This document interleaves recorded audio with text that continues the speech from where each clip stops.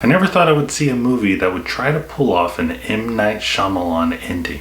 Not once, not twice, but 3 times. Hey, what is up guys? It's me, Anthony, here to give you guys another movie review. This time it is for the movie Come True. I got a lot to say about this movie. This movie had me on a crazy emotional roller coaster. And not one of those exciting roller coasters, but I would argue that all roller coasters suck. But you know, some people like roller coasters. I'm not one of them, but this isn't those good kind of roller coasters. You know, this isn't a good roller coaster ride. This is one of those, it's like it starts off fine and you get to the end and it's just not good. A teenage runaway takes part in a sleep study that becomes a nightmarish descent into the depths of her mind and a frightening examination of the power of dreams. This movie starts off well enough. The cinematography is amazing, the tone, the score, everything is great. It's particularly the score for me. Kind of reminds me of like anything that John Carpenter did, anything like that. It sounds similar to the score that he would do in those kind of movies. And I liked it. I thought it was pretty cool. It sets the mood of the movie up really, really well. And I was intrigued. I was interested in the first half of the film. The acting is really good in my opinion, particularly from our lead actress. Her name is Sarah in the movie and her real life name is Sarah. So it's always weird when that happens in movies. But I think she does an excellent job as we follow her throughout this weird time that she's having. She's having trouble sleeping.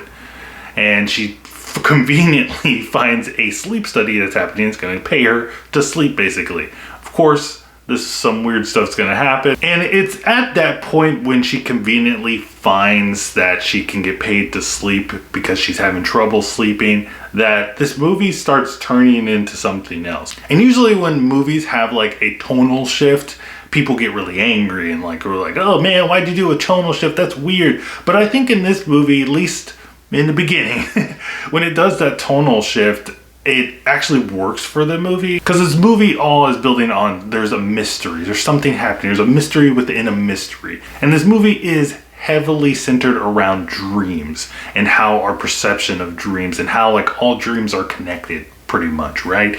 And the dream sequences in this movie, I gotta say, they knocked it out of the park. At least for me, because the dreams that they are portraying in this movie, I legit have had exact dreams just like this. And it's kind of scary how accurate these dreams are. And that was one of the things that kept me really invested in this movie because I had a personal connection with the dreams and how the dreams were playing out. But once we start getting into the second act, that is when the film starts to slow down. It doesn't quite get to a slow burn type of film, but it does slow down. I was still able to keep interest in the film. But something happens at the end of this movie that is the biggest WTF that I've ever seen in a film. Not since like an M. Night Shyamalan movie that I watched, like Signs or something, or The Sixth Sense, have I seen a ending that kept me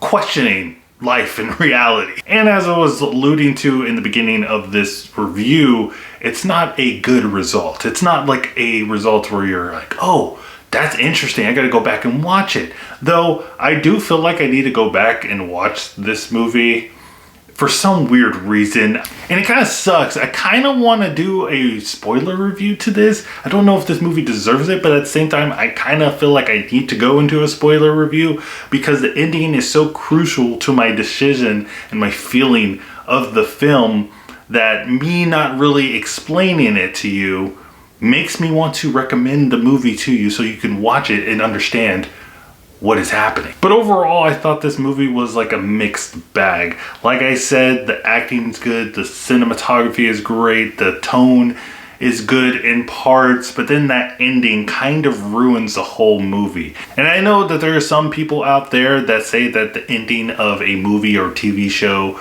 isn't the end all be all. They can still appreciate the movie or whatever they watched for what it is and they can enjoy it. that's your right. But for me, if an ending is bad, Game of Thrones, I'm talking to you. But hey, that's just my opinion. Let me know your opinion in the comments down below. What did you think of Come True? Did you like it? Did you hate it? Did you think it was weird? Did you think it was enjoyable? Let me know in the comments down below. But guys, also check out my Twitter so you can stay up to date with my channel. And remember guys, keep watching movies.